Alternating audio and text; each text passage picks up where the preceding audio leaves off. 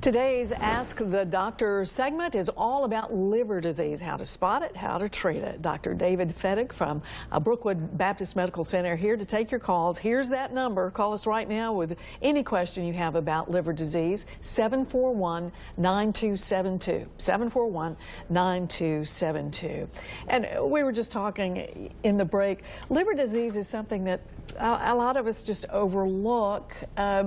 Many people don't know that much about what to look for, what symptoms and such. What do we need to know? Yeah, I think, everyone traditionally kind of thinks about alcoholic liver disease, but really the big things we think about, I think about is fatty liver disease, which is becoming one of the most common things to transplant, and actually one of the number one thing to transplant for here in the next year. So what is fatty liver disease? So fatty liver disease is, you see it a lot in people that have diabetes, obesity, where fat goes into the liver and has a hard time getting out.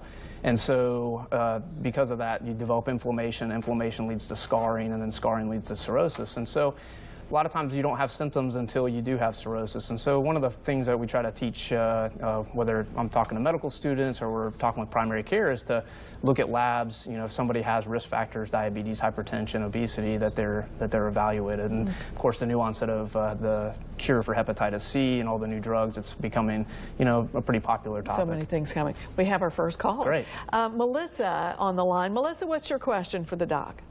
Yes, I was calling. My husband was diagnosed with Gilberts Syndrome a couple of years ago, and I was just wondering how often he needs to have that checked to make sure it's in order. Absolutely. So Gilberts syndrome, or the regular term is Gilberts syndrome, is actually a very benign disease. You don't have to do anything for it. So it happens during times of stress, during times of infection.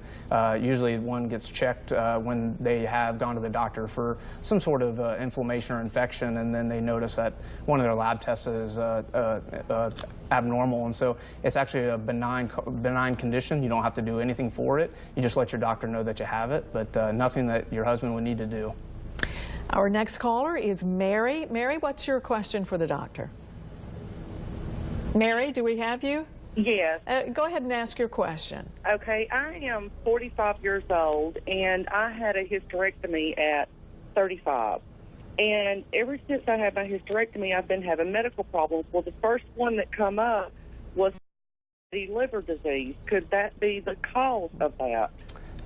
Probably not. Fatty liver a lot of times is diagnosed, just incidentally. Now, people can have just the liver has a capsule around it, and so whenever there's fat in it, it will start to stretch and get big, and that you can have some non-specific abdominal pain. Typically, people think about right upper quadrant pain, but nausea, vomiting, those sorts of symptoms people don't typically have. But it can manifest in multiple different ways. But it's usually one of the ways that people figure it out is that they just incidentally had lab tests drawn or an ultrasound drawn, and we're seeing it there.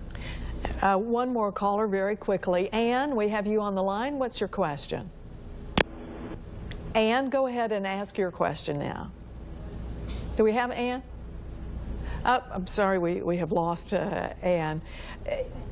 Is there, one of the things about liver disease is there can be things wrong and you don't know it. Yeah, that's right. So it's just something we all need to be checking on. Yeah, I think, I don't think every person that comes in, their physician needs to be checked. But, certain risk factors, of course, if you think about hepatitis C, the guidelines are that the baby boomer generation, 1945, 1965, when you were born, that you're screened for hepatitis C because there's not a lot of symptoms of it. And so, especially now, it's really a fun and interesting time where we're having a cure for a chronic virus. And so, that's something that you would never know unless they just randomly checked. And same thing, risk factors, hypertension, diabetes, a lot of the things that we see here in the United States, particularly in the Southeast, definitely want to get that checked, and there's ways to help with that. So I think it's important. All right, Dr. Fettig, thanks for being with us.